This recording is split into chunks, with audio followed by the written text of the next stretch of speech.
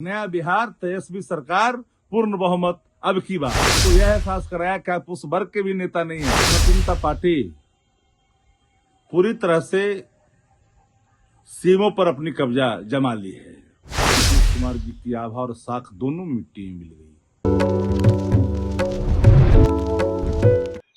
Nitish cabinet में नए मंत्रिमंडल का विस्तार तो हो गया, लेकिन कहीं ना कहीं अब बिहार में सियासत भी खूब हो रही है। ऐसे में राजद की ओर से बड़ा हमला किया गया है। राजद के मुख्य प्रवक्ता शक्ति यादव ने कहा कि नीतीश कुमार के कोर वोटर जो माने जाते हैं कुर्मी और कोयरी, उसमें भी अब बीजेपी ने सिंधमारी कर दी है। जो कल तक वो डरती थी, लेकिन अब नीतीश कुमार को पूरी तरीके से बीजेपी ने अपने कब्जे में ले लिया है।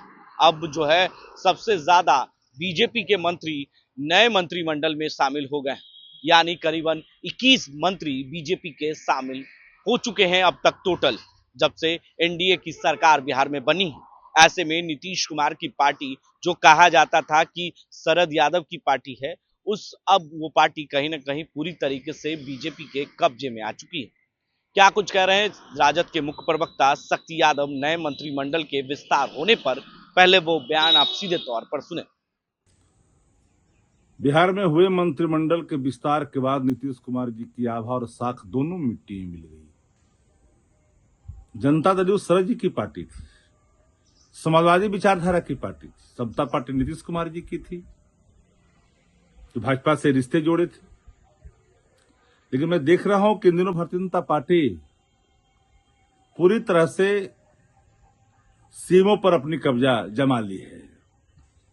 अप्रत्यक्ष तौर पर अपने लोगों को बैठा रखा है, जो स्वयं जिनके पुत्र और पुत्रियां जांच के दायरे में है। वो रिटायर्ड व्यक्ति अपना काम कर रहा है, भाजपा के एजेंडे को लागू कर रहा है। अब 21 की संख्या हो गई है।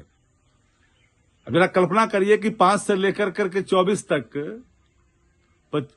अब कभी भी नीतीश कुमार जी को इतनी असहजता का सामना नहीं करना पड़ा।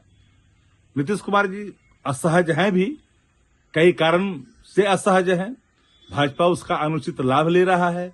अब बताइए भाई कि नालंदा से कभी मंत्रिमंडल में शामिल करने की साहस भाजपा नहीं करते थे, लेकिन इस बार भी की।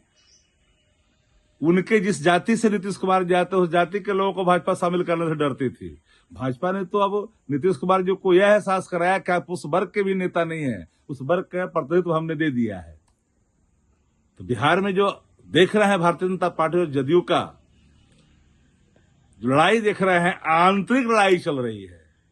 और भाजपा जो है पूरी मुस्तैदी के साथ सिंधे के रास्ते, एकनाथ सिंधे के रास्ते बिहार को ले जाना चाह रही है। अब परिजन भी गुहार लगा रहे हैं कि पिताजी को 25 में मुख्यमंत्री बनेंगे, चुनाव के बाद ये घोषणा करनी चाहिए। लेकिन कौन घोषणा करेगा? हर कोई चुप है। नेतृत्व में चुनाव लड़ेंगे सिंधे की तरह, उसके बाद वही होगा। क्योंकि सबको पता है कि भारतीय जनता पार्टी जदयू में 100-105 की सीटें के बंटवारा होगा। बाकी सीटें तो चिराग पासवान जी और मांझी जी लेके जाएंगे, जो भाजपा के साथ रहेंगे। फिर वही होगा जो सबको ज्ञात है। लेकिन ये जान लीजिए कि तेजस्वी जी के रहते भर में अब ये संभव नहीं है। लाख गठजोड़ कर ले, बिहार में कहां।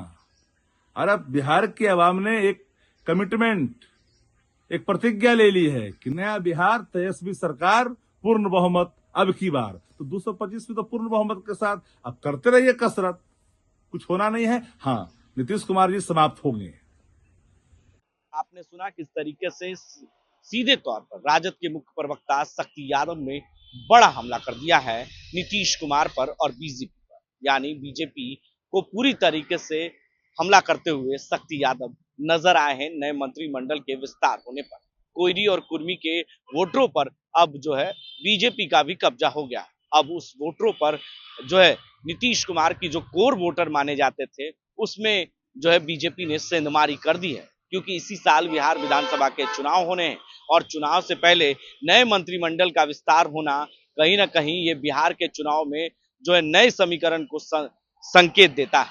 अगर देखा जाए तो अलग अलग जातियों से एक एक मंत्री बनाए गए, चाहे वो कोयरी समाज से हो एक मंत्री, कुर्मी से एक, भूमियार से एक और राजपूत से एक, मरवाड़ी समाज से एक और तेली साहू समाज से एक। ऐसे में जो है खास तौर पर इन जातियों पर फोकस किया गया है, क्योंकि बिहार में अभी इसी साल माफ कीजिएगा, पिछले साल जाति आधारित गणना हुआ था, जब महागठबंधन की सरकार थी और नीतीश कुमार ने जाति आधारित गणना कराया था। तो उसमें कहा गया था कि जिसकी जितनी भागीदारी होगी उतनी हिस्सेदारी भी होगी। उसी आधार पर बीजेपी ने वो कार्ड खेल दिया है। अब जो इसमें जो नए मंत्रिमंडल का विस्तार हुआ है, उसमें ना तो यादव को रखा गया है, ना महिलाओं को रखा गया है, ना मुसलमानों को रखा गया है। तो ये समीकरण कहीं ना कहीं जो है खास तौर पर नीतीश कुमार और आरजेडी के लिए कोर वोटर हो गए हैं।